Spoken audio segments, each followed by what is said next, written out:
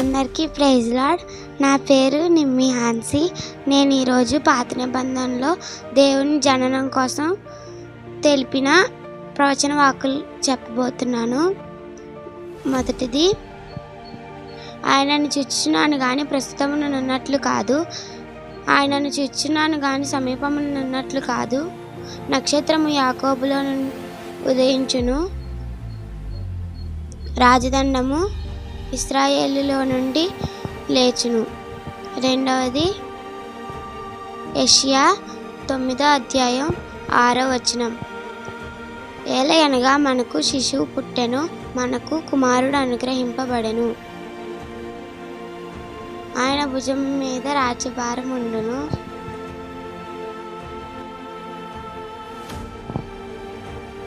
ఆశ్చర్యకరుడు, ఆలోచనకర్త, నిత్యుడగు తండ్రి, బలవంతుడైన దేవుడు, సమాధానకర్తయగు అధిపతి అని ఆయనకు పేరు పెట్టబడును. మీకా 5:2 బెత్లెహేము ఎఫ్రాతా యూదా వారి కుటుంబములలో నీవు స్వల్ప గ్రామమైనను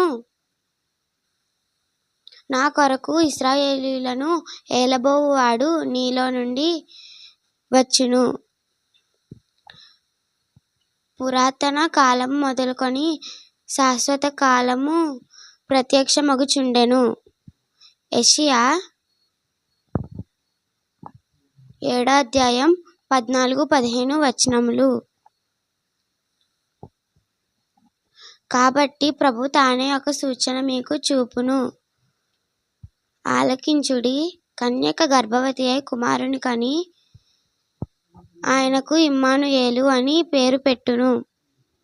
కీడును విసర్జించుటకును మేలును కోరుకొనుటకును ఆయనకు తెలివి వచ్చినప్పుడు అతడు పెరుగు తేనెను తినెను.